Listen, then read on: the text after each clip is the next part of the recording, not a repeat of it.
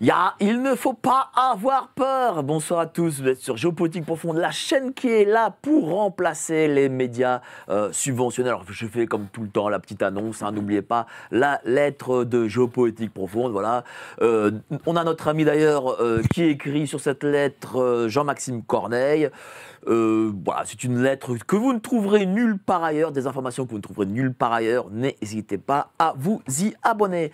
Alors aujourd'hui, on parle d'ingénierie sociale, de transhumanisme, de comment les foules sont manipulées par nos élites mondialisées. On va analyser tout ça sur 2 heures d'émission. Alors aujourd'hui, on a quelqu'un que vous aimez tous. D'ailleurs, j'ai reçu beaucoup de tweets qui me disaient « Ah merci, il est là enfin en plateau, on peut la voir ».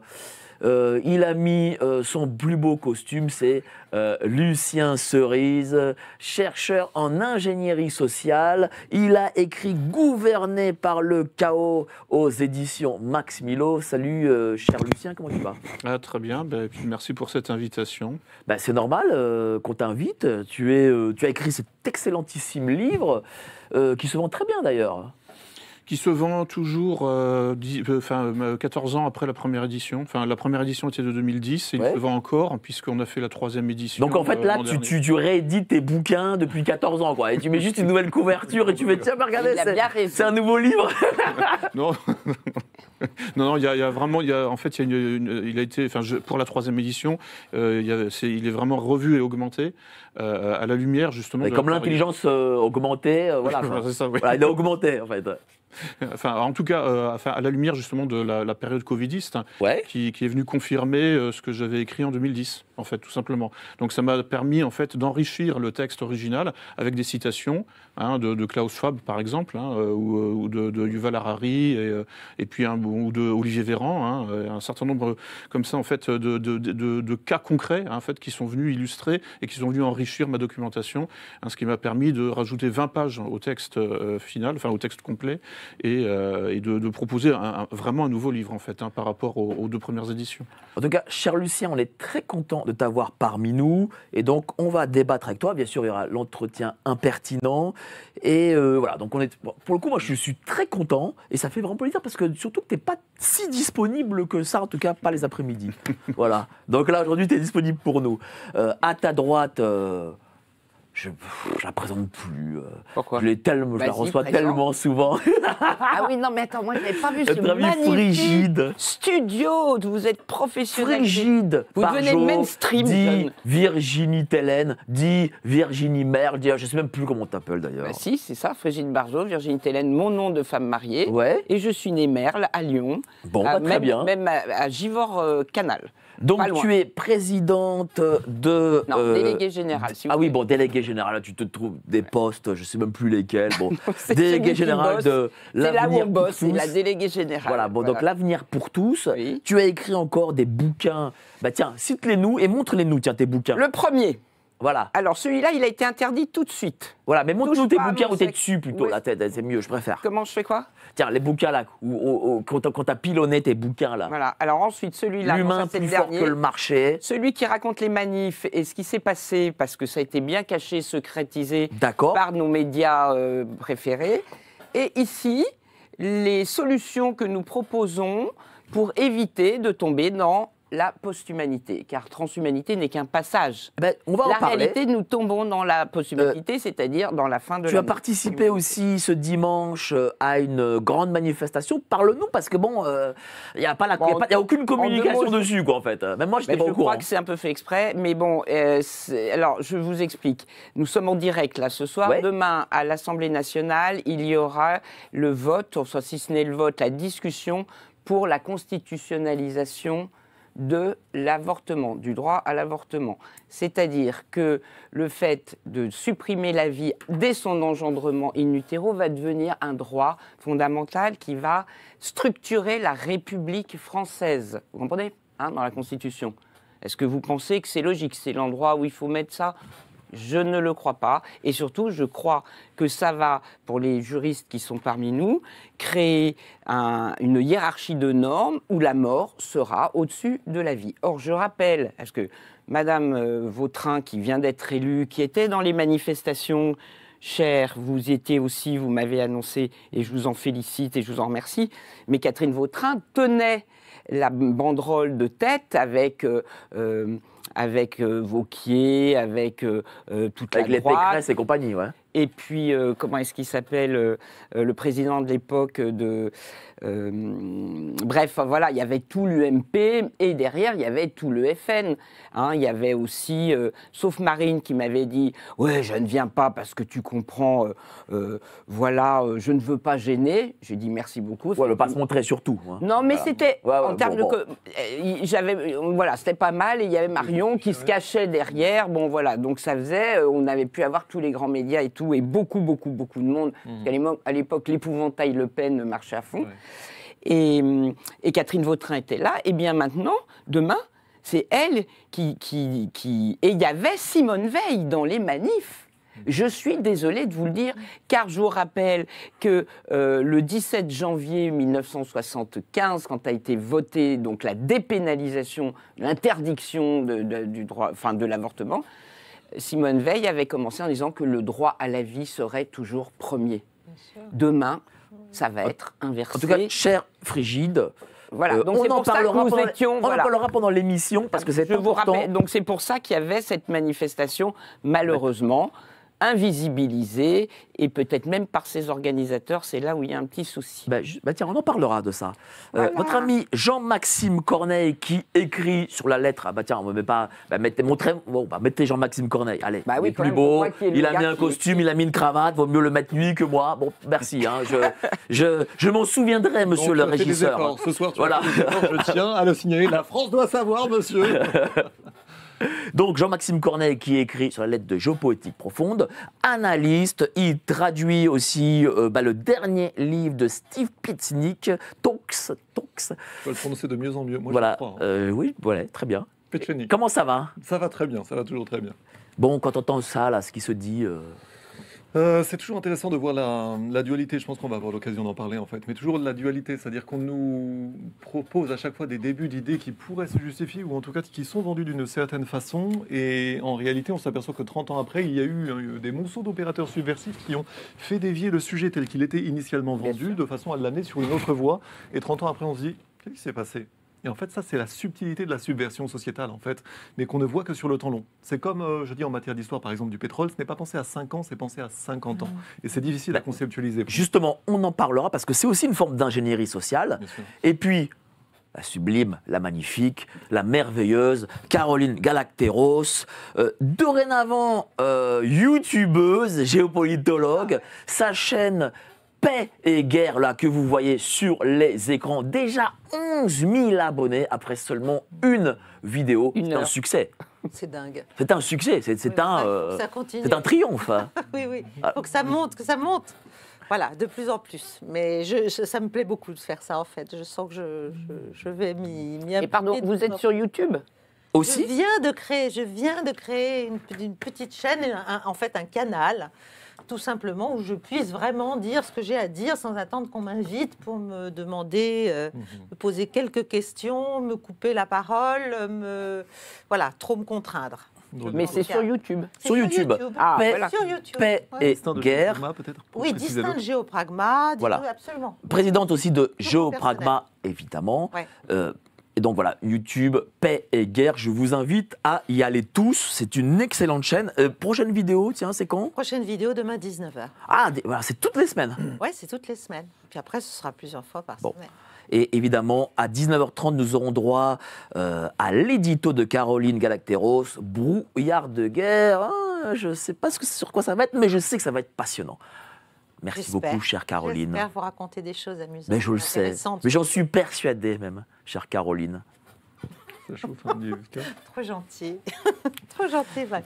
Alors, l'entretien impertinent avec notre ami Lucien Cerise.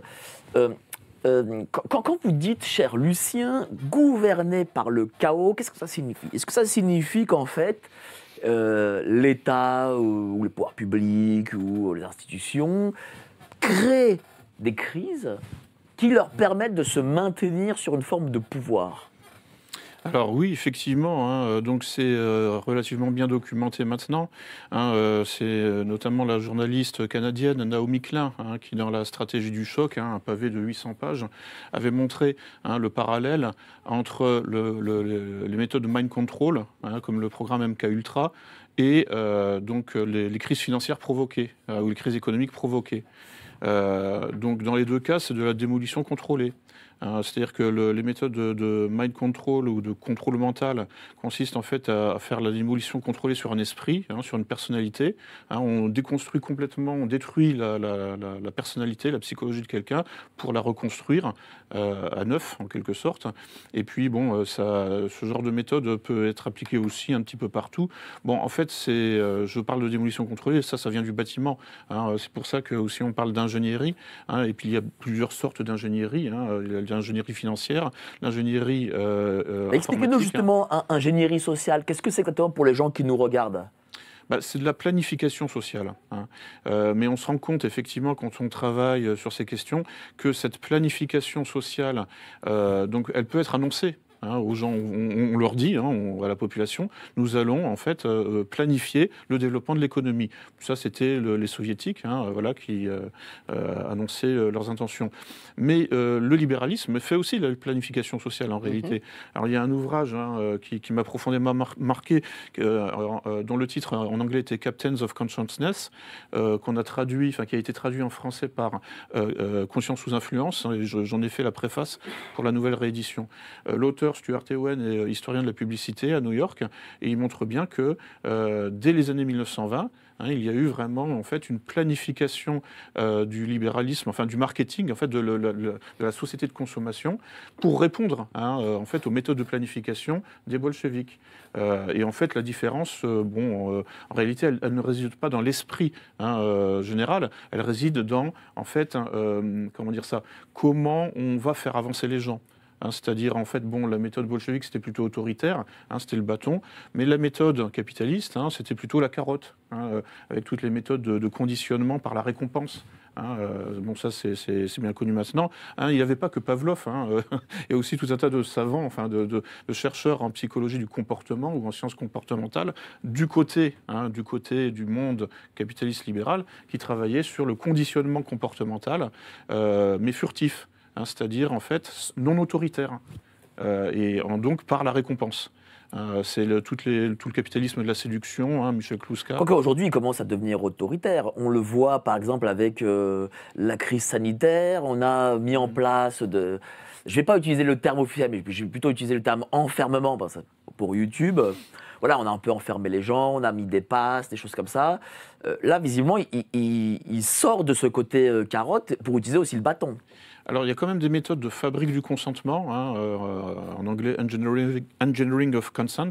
Donc là, on a vraiment la racine de l'ingénierie dans le terme anglais, inventé par Walter Lippmann, donc un des grands théoriciens de l'opinion publique, et repris par Bernays, qui en fait est l'inventeur des public relations, ce qui est une manière de renommer la propagande. Mais Edouard Bernays, en fait, est aussi des grands théoriciens de la propagande. Et en fait, donc je reviens sur la fabrique du consentement. Nous avons eu affaire en France, malgré tout, à des méthodes qui nous ont été appliquées, notamment la méthode du nudge, qui donc a donné cette espèce de chose absolument ahurissante, qui était l'auto-attestation d'autorisation de sortie, là, vous vous souvenez. En fait, ça s'est sorti en fait, donc des conseillers du président en 2020, qui se sont dit, pour faire passer plus facilement le confinement, le bouclage, quoi, en fait, l'emprisonnement, oui, voilà, se sont dit, en fait, il va falloir déjà mettre sur pied une campagne médiatique avec des influenceurs, des gens qui ont la confiance du public, des acteurs, des chanteurs, etc., qui vont donc en fait passer en boucle, vous lavez le cerveau en vous disant il faut sauver des vies, et puis restez chez vous. Vous vous souvenez, c'était les deux slogans. Et puis donc il y a eu en plus l'auto-attestation qui en fait, alors là ça a été contre-productif parce que faut pas non plus surestimer l'intelligence de tous ces ingénieurs sociaux. Parfois ils se plantent. Ça m'intéresse parce que souvent les gens me disent oui, mais tu comprends, ils ont planifié ça depuis je ne sais pas combien de temps, ils ont 50 coups d'avance, c'est pas une réalité. Non, évidemment que non. Non, c'est-à-dire que, en réalité, oui, alors parfois il se plante, et l'auto-attestation, par exemple, en fait, qui est donc une application de la théorie des nudges, c'est-à-dire c'est l'incitation non autoritaire. C'est comment prendre le contrôle du comportement de quelqu'un, toujours pareil, en fait, en fabriquant son consentement, et donc essentiellement par étapes. Aussi, ou graduellement, pour que ce soit insensible. Ça, c'est très important. La furtivité est essentielle. Dès que, en fait, aujourd'hui, dans un contexte libéral qui n'est plus habitué, en fait, au père fouettard, etc., ou à l'autorité, donc dans un pays comme la France qui a tué le père en mai 68, en fait, on ne peut plus revenir à des méthodes vraiment de type autoritaire ou totalitaire. Il faut y aller en douceur. Pourquoi on ne peut plus qu'est-ce qui fait que les gens aujourd'hui n'accepteraient pas justement le coup de bâton, si je puis dire? C'est-à-dire qu'on est beaucoup trop habitué à l'hédonisme, en fait, à la société de consommation, et il y a en quelque sorte, je dirais une espèce de décrédibilisation du surmoi, de toute parole d'autorité. Et c'est pour ça qu'il faut passer par des subterfuges. C'est-à-dire que le pouvoir en Occident, et même au niveau mondial, l'OMS, en fait, ne peut pas se contenter en fait, de dire ce qu'il pense ou de dire ce qu'il veut. Il va passer par des stratagèmes. Donc, la ruse, c'est vieux comme le monde. Je dirais, ça existe déjà dans le règne animal. Et bien là, nous vivons dans un environnement qui est entièrement façonné par la ruse, par les stratagèmes, pour justement que, en fait, le pouvoir s'invisibilise en quelque sorte et obtienne la modification de comportement qu'il escompte, mais en faisant peur, par exemple, c'est-à-dire quand vous avez Macron qui vous fixe du regard, qui vous hypnotise sur un écran et qui vous dit « nous sommes en guerre », en fait, ça marche sur beaucoup de gens. Donc là, il y a un stress, une sorte de stress, qui est déclenché et qui va effectivement, chez les gens crédules, chez les gens qui font confiance encore à la télé. Et pourquoi ça marche? Parce que, est-ce que Macron et la télé font partie d'une forme de qui de droit officiel où les gens se disent oui mais il est légitime, il a la crédibilité, donc je l'écoute. Oui, c'est-à-dire qu'en fait, comment dire ça, c'est la légitimité des médias. C'est une parole d'autorité aussi dans son genre. Mais président quand même. Mais une parole d'autorité qui ne dit jamais non. C'est une parole d'autorité qui est dans le oui. Donc en fait, si on reprend le modèle oedipien, en fait, les médias occupent la place de la mère. C'est-à-dire c'est quelque chose qui est totalement enveloppant. Et qui, en fait, ne dit jamais non à la marge des choses. C'est en fait la fabrique du conformisme. Et l'autorité patriarcale, normalement, c'est elle qui vient dire non, justement, à la fusion avec le discours maternel. Donc ça, depuis Bernays, justement, qui était en famille avec Freud, les ingénieurs de la société connaissent tout ça, tous ces trucs de psychologie sociale appliqués, et donc ils appliquent. C'est en ce sens que... Mais parfois ça ne marche pas, effectivement, parce que, malgré tout, l'instinct de conservation existe encore. Puisque leur but, fondamentalement, le but du pouvoir qui applique les sciences du comportement, c'est d'inverser l'instinct de conservation. À quel moment ça n'a pas marché ? Là, justement, je pensais à cette auto-attestation. Ça n'a pas pris, ça. C'est-à-dire que les gens ne signaient pas, oui, je sous-signais machin truc, je vais aller faire mes courses. Ou alors ils le faisaient, mais en trouvant ça ridicule. Mais ils le faisaient quand même, pour le coup. Oui, ils le faisaient quand même, mais sans y croire. C'était une espèce de lubie, voilà. Mais en fait, malgré tout, ils l'ont fait, et puis globalement, je veux dire, les gens ont été disciplinés. Parce que, fondamentalement, alors, un principe de base de l'ingénierie sociale, c'est la confiance. L'ingénierie sociale, ça consiste fondamentalement, donc ça c'est mon apport personnel, après un certain nombre de générations de chercheurs, c'est que ça consiste à prendre le contrôle des relations de confiance, de méfiance et d'indifférence. Là, par exemple, on a vu deux alertes venant du pouvoir. Par exemple, Ursula von der Leyen, pendant le forum de Davos, a fait un discours intitulé « Rétablir la confiance ».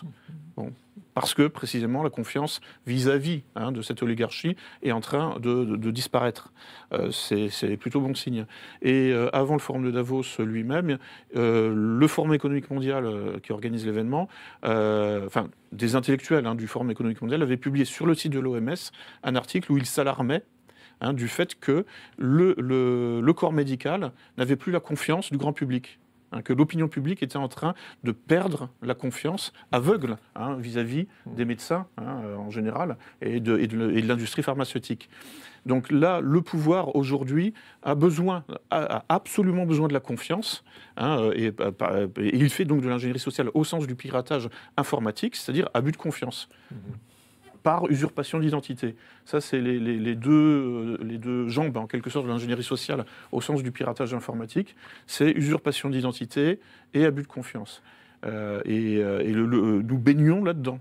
Est-ce que ça signifie que si demain l'État dit on va remettre un pass sanitaire parce qu'il se passe des choses et que voilà, pour vous protéger, etc., est-ce que ça passera au sein de l'opinion publique ?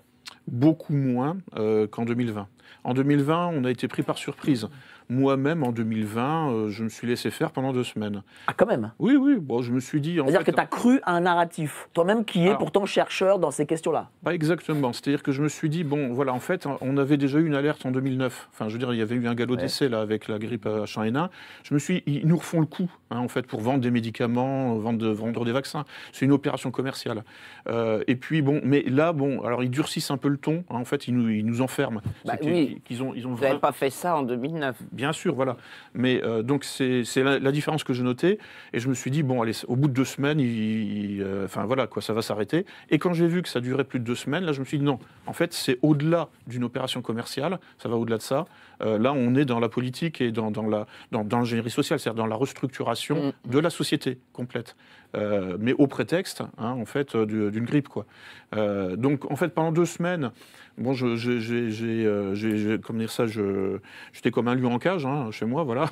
Puis je me suis dit, bon, je vais patienter 2 semaines et puis ça va s'arrêter. Et puis comme ça, bon, voilà, Big Pharma va écouler des milliards de trucs. Mais en fait, en réalité, c'était plus grave que ça. Mais est-ce que dans cette ingénierie sociale, on peut faire, faut se le dire, ce qu'on veut du peuple, quoi? Ah bah, oui, quasiment. Mais ce qu'il faut, c'est, en réalité, essayer d'inculquer au peuple que finalement son instinct de conservation est mauvais et conseillé. Pardon. Et donc c'est en fait... Et ça peut marcher, en fait. C'est-à-dire que, mais bon, ça marche pas sur toute la planète. Là, on voit bien. Bon, il y a effectivement des modes, en fait, des espèces de modes, comme par exemple la transition de sexe, enfin le changement de sexe chez les enfants, etc. Bon, ça, alors, ça commence, ça provoque en réalité, en fait, des catastrophes humaines, enfin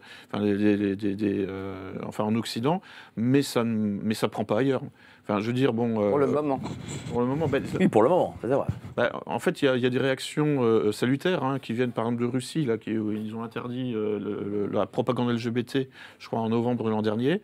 Puis il y a eu une série de coups d'État en Afrique noire pour dégager les Américains et les Français.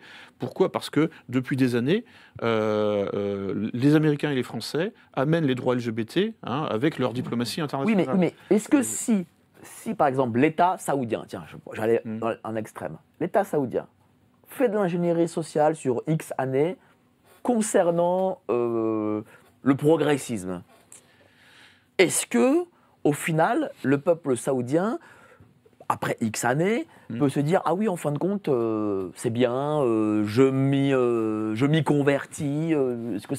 Est-ce qu'ils ont cette puissance-là ? Oui, en fait, alors, ce qu'il y a, c'est qu'il y a aussi des phénomènes spontanés. Je veux dire, la technoscience, modifie les comportements de toute façon. Et puis, bon, l'omniprésence des écrans, là, on est encerclé. Ouais, t'as vu, il y a plein d'écrans ici. On fait de la propagande. Des GPTV par-dessous ces propagandes. Oui, des chaînes. Alors justement, le monde musulman est fasciné aussi par ça, en fait. Les Saoudiens adorent ça, et puis alors en Indonésie, c'est encore pire. Ouais. Donc, il y a un risque, en fait, dans ces pays, que effectivement, en fait, ils s'alignent sur, finalement, une espèce de sens de l'histoire transhumaniste, et pour, finalement, surmonter les résistances qui viendraient d'une partie de la population, eh bien, voilà, ils mettront en place des subterfuges. On aura des robots avec le voile islamique pour faire passer le truc plus facilement, en adaptant, en fait, le projet. Donc ça veut dire que tout être humain est adaptable. Oui, bien sûr, oui. Enfin, alors il y a une limite à la plasticité, évidemment. Laquelle, par exemple comment dire ça? Bon, il y a des limites, il y a les lois de la physique déjà, mais et puis ensuite il y a effectivement des universaux psychologiques, le complexe d'Oedipe par exemple. C'est pour ça que l'Occident est en train de s'effondrer parce qu'il a attaqué l'Oedipe, notamment avec le mariage homo, et puis tout ce qui s'ensuit. Enfin, ça commence effectivement avec la révolution sexuelle des années 60. Et en fait, nous sommes en train en fait de payer avec plusieurs générations de retard. Ce qui s'est mis en place dans les années 60, c'est le libéralisme libertaire, etc. Et donc, en fait, la contestation de toute forme d'autorité patriarcale. Et puis, alors là, aujourd'hui, ça va encore plus loin. C'est le mouvement de la self-identification, comme on voit aux États-Unis. Je me réveille le matin, je suis un homme, mais je peux décider de changer de sexe en cours de journée, voire de changer d'espèce, ou de changer d'âge. Je suis un morse. Oui, voilà, c'est par exemple, oui, I Am the Walrus, c'est une chanson des Beatles. Mais Et quel est l'objectif de tout ça? Pourquoi imposer ce progressisme? Pourquoi imposer, par exemple, l'écologie? C'est quoi? C'est que le contrôle derrière? Dans un premier temps, oui, sauf que il y a des chocs en retour, il y a des effets boomerang. Là, on voit bien que j'enfonce une porte ouverte, mais comment dire, l'Occident globalement est en train de s'effondrer. Enfin, je veux dire, surtout au niveau des mœurs et au niveau psychologique. Il y a une explosion des pathologies mentales. Il y a Laurent Ozon qui a écrit sur ce sujet. Moi, j'observe ça depuis maintenant, je sais pas, 10 ans, 20 ans, 30 ans. J'avais une passion pour la psychologie en parallèle de mes études de philo. C'est Julia Kristeva qui écrivait dès 1991 un livre, Les nouvelles maladies de l'âme, où elle voyait en fait apparaître toutes ces pathologies qu'on appelle borderline. En fait, c'est-à-dire qui ne correspondent pas en fait à la nosographie classique, névrose, psychose, perversion. C'est des nouveaux trucs, des monstres en fait, ces espèces de pathologies chimères, en fait, des trucs composés qui peuvent même en plus ne pas vous handicaper trop pour vous adapter et trouver du travail, quoi. Enfin alors la plus connue c'est les troubles de l'attention. Enfin voilà.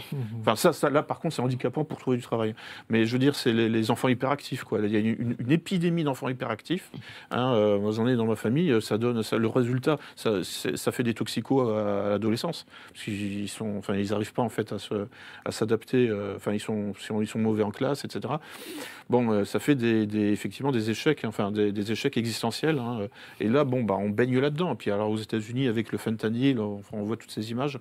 Bref, voilà. Donc là, on est effectivement. Et ça, c'est en fait un choc en retour, un effet boomerang de toutes ces méthodes d'ingénierie sociale, qui en fait avaient pour fonction de liquéfier l'espèce humaine pour éventuellement pour la rendre plus modelable, vous voyez. Garder le pouvoir, quoi. On garde le pouvoir comme ça. Voilà, il y a aussi la notion d'anarcho-tyrannie, c'est-à-dire en fait entretenir une insécurité permanente en fait pour qu'il y ait une demande de sécurité ou ce genre de choses.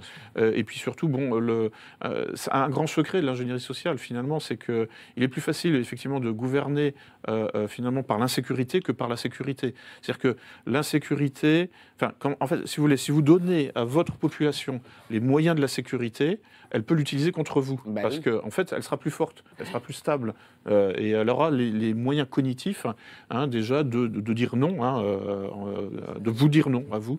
Donc en fait, quand vous fabriquez volontairement finalement des demeurés, des débiles légers, comme on a au gouvernement aujourd'hui, quoi. C'est pas gentil, ça. Non, mais ça a commencé avec François Hollande, fondamentalement. Les débiles légers, en fait. François Hollande qui est l'idole de ta vie frigide. C'était mon professeur d'économie à Sciences Politiques et qui rigole avec Pierre Moscovici. Alors, notre ami Lucien conclut. Et puis après, on va arriver au grand débat pour qu'on puisse tous parler. Vas-y, conclue, Chava. Oui, bah là, voilà. Donc là, en fait, on est à un stade où, effectivement, comment dire, on est peut-être en train. Enfin, alors j'avais suivi les cours de Bernard Stiegler, qui était un épistémologue, philosophe des sciences, qui disait qu'on était en train de passer d'un surmoi symbolique à un surmoi automatique. Donc là, en fait, je pense qu'on est dans cette période où finalement, bon, l'humain s'apprête finalement à sortir du langage. Je pense qu'on va perdre le langage, en fait, dans les années qui viennent. Enfin, comment ça perd le langage c'est-à-dire qu'en fait, on aura de moins en moins de mots et donc on n'arrivera plus à communiquer. C'est ça, ou en poussant des cris. Enfin, je sais pas. Enfin, bon. Mais là, on voit bien. C'est l'homme préhistorique, quoi. Oui, c'est l'homme régressif. C'est-à-dire que non, mais on est vraiment, enfin, aujourd'hui, dans un phénomène en fait de régression intellectuelle au niveau global en Occident, parce que bon, les Chinois, les Indiens, les Russes sont pas du tout sur cette trajectoire-là. Donc bon, au niveau géopolitique, en fait, on va se faire racheter par les Chinois, parce que c'est en plus, c'est eux qui auront vraiment le pognon, quoi, pour transformer finalement l'Europe en une espèce de puits du fou, quoi. C'est un parc d'attractions culturelles, quoi. Enfin bon, ça c'est en fait, voilà, ce sera ma conclusion géopolitique. Merci beaucoup, cher Lucien. Alors on va passer au grand débat, mais avant ça, l'annonce. Envie de liberté ? Dépêchez-vous, car il vous reste moins de 5 ans. Vous ne me croyez pas ? Je préférerais aussi, mais... Dans 5 ans arrive l'euro numérique. Et avec lui, la liberté, l'épargne et la consommation ne seront plus jamais comme avant. C'est-à-dire que vous n'aurez plus rien, mais que vous serez heureux. Merci bien. Chez GP, on travaille tous dur pour informer le public de ces plans. Mais on travaille encore plus dur pour lutter contre ces plans. Et notre outil de lutte numéro 1, c'est notre magazine La Lettre Confidentielle. Dedans, on détaille nos analyses macroéconomiques et on expose nos solutions financières. Et pour beaucoup d'abonnés à cette revue, le changement dans leur vie a été sans équivoque. Alors envie de tourner la page ? C'est juste sous la vidéo.